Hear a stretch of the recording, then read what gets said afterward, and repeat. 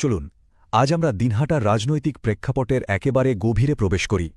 যখন কোনো নির্বাচনের জয় পরাজয় মাত্র ৫৭টা ভোটের উপর নির্ভর করে, তখন তার আসল অর্থটা ঠিক কী দাঁড়ায়? আসুন সেটাই খুঁজে বের করা যাক। আমাদের আজকের আলোচনার কেন্দ্রে রয়েছে এই ৫৭ সংখ্যাটি।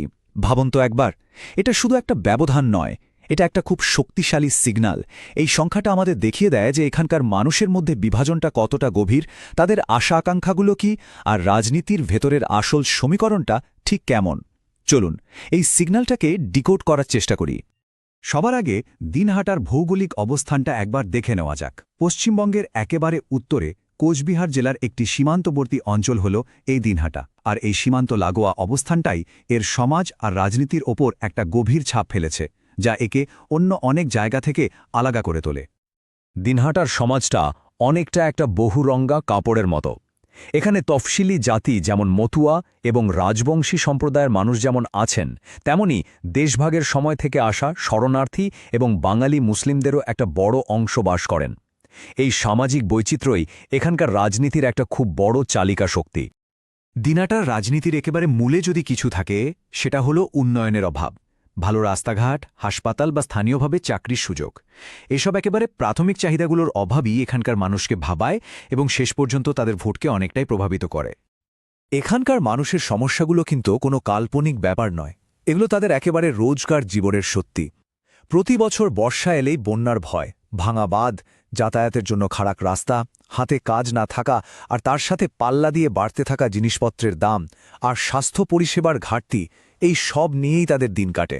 তাই ভোটের সময় এই বিষয়গুলোই সবচেয়ে বড় হয়ে ওঠে। আবারও ফিরে আসি সেই সংখ্যাটায়, ৫৭। ২০২১ সালের বিধানসভা নির্বাচনে জয়ের ব্যবধান ছিল ঠিক এই কটা ভোট। ভাবুন, লক্ষ লক্ষ ভোটারের মধ্যে মাত্র ৫৭টা ভোট এদিক ওদিক হলেই কিন্তু খেলার ফলাফলটাই পুরোপুরি বদলে যেত। তাই এই সংখ্যাটা শুধু একটা ব্যবধান নয়, এটা একটা সংকেত যে লড়াইটা কতটা গভীরে পৌঁছেছে। এই বার চার্টটা দেখলেই পরিষ্কার বোঝা যায় যে লড়াইটা কি সাংঘাতিক হাড্ডাহাড্ডি ছিল। এর সোজা মানে হল দিনহাটার ভোটাররা দুটো প্রধান রাজনৈতিক শিবিরে প্রায় সমানভাবে বিভক্ত। এখানে কোনো একতরফা হাওয়া একেবারেই ছিল না, লড়াইটা হয়েছে একেবারে কাঁটায় কাঁটায়। এই স্লাইডটা কিন্তু খুব গুরুত্বপূর্ণ। দেখুন, ২০১৬ থেকে ২০২১-এর মধ্যে বিজেপির ভোট শেয়ারে কি অসাধারণ পরিবর্তন এসেছে। মাত্র ১১% থেকে এক লাফে প্রায় ৪৭% পৌঁছানোটা এই অঞ্চলের রাজনৈতিক সমীকরণের একটা আমূল পরিবর্তনের দিকেই ইঙ্গিত দেয়। আরেকটা জিনিস দেখুন, এখানকার ভোটারদের উপস্থিতির হার বরাবরই ৮০%-এর উপরে। এর মানে হল এখানকার মানুষ তাদের গণতান্ত্রিক অধিকার নিয়ে অত্যন্ত সচেতন এবং সক্রিয়। এই বিপুল অংশগ্রহণই প্রমাণ করে যেখানে প্রত্যেকটা সমস্যা, প্রত্যেকটা প্রতিশ্রুতি এবং প্রত্যেকটা ভোটার কতটা গুরুত্বপূর্ণ। তো নির্বাচনী ফলাফল তো আমরা দেখলাম, এবার চলুন আর একটু গভীরে যাওয়া যাক। এখানকার ক্ষমতাসীন রাজনীতিক ব্যবস্থাটা ঠিক কিভাবে কাজ করে সেটা বোঝার চেষ্টা করি। আমাদের লক্ষ্য কোনো ব্যক্তিকে বিচার করা নয়, বরং পদ্ধতিটাকে বোঝা। আর এখানেই একটা কথা আমাদের সবাইকে মনে রাখতে হবে, একটা সুস্থ গণতন্ত্রে আলোচনা হয় তথ্যের ভিত্তিতে। আমরা যখন কোনো রাজনৈতিক ব্যবস্থার বা কোনো ব্যক্তির কাজের বিশ্লেষণ করি, তখনও প্রত্যেকের সম্মান রক্ষা করাটা আমাদের নাগরিক দায়িত্ব। ক্ষমতাসীন প্রার্থীর দিকে যদি আমরা তাকাই, ওনার সবচেয়ে বড় শক্তি হল তিনি একজন পোড়খাওয়া নেতা এবং রাষ্ট্রীয় ক্ষমতার কেন্দ্রে আছেন।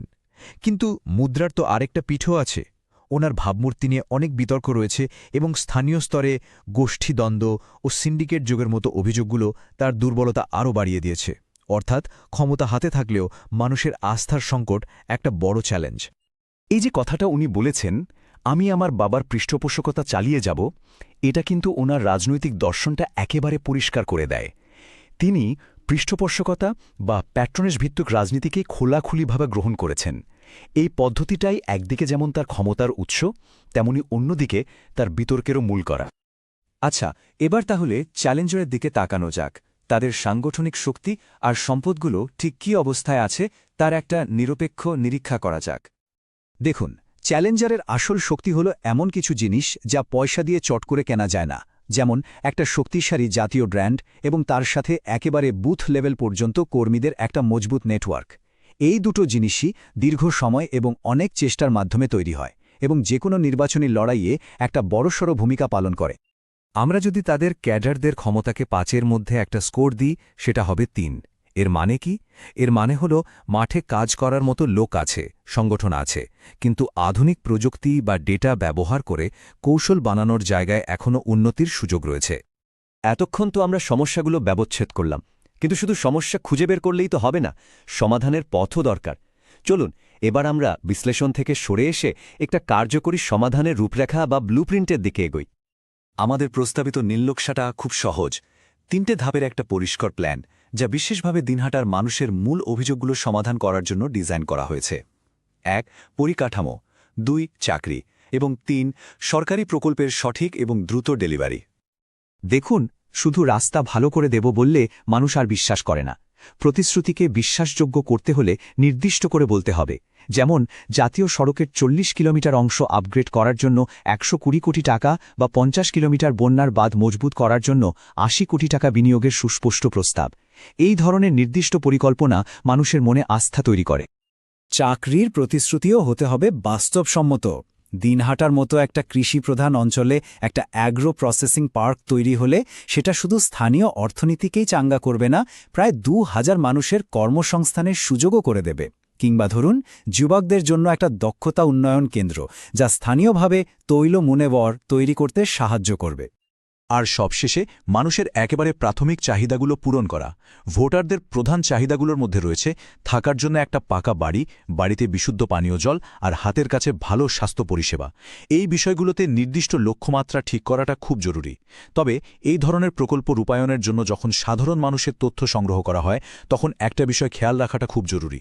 সেটা হলো তাদের ব্যক্তিগত তথ্যের গোপনীয়তা এবং সম্মতি।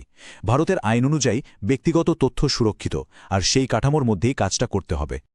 আমরা আমাদের আলোচনার একদম শেষ পর্যায়ে চলে এসেছি।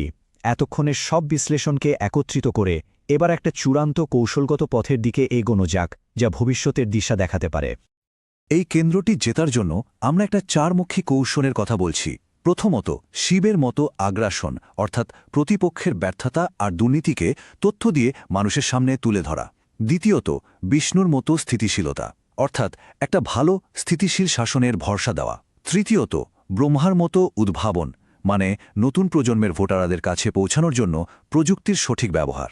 আর চতুর্থত, দুর্গার মতো সুরক্ষা, অর্থাৎ স্থানীয় সংস্কৃতি আর মহিলাদের সুরক্ষার অভিভাবক হয়ে ওঠা। আমাদের এই গোটা বিশ্লেষণের পর চূড়ান্ত সুপারিশটা খুব সোজাসাপটা এবং স্পষ্ট। এখানকার প্রার্থী এবং কৌশল দুটোই নতুন করে ভাবার সময় এসেছে। এ আসনে জিততে হলে পুরনো ব্যবস্থার ওপর ভরসা না করে যে সুযোগগুলো আমরা চিহ্নিত করলাম, সেগুলোকে কাজে লাগানোর জন্য নতুন করে ফোকাস করতে হবে। শেষ করার আগে একটা কথা বলি, যে গণতন্ত্রের ভাগ্য একটামাত্র ভোটে ঠিক হয়ে যায়, সেখানে শাসন বা গভর্নেন্স কোনো ভোটের প্রতিশ্রুতি নয়, ওটাই জেতার একমাত্র কৌশল।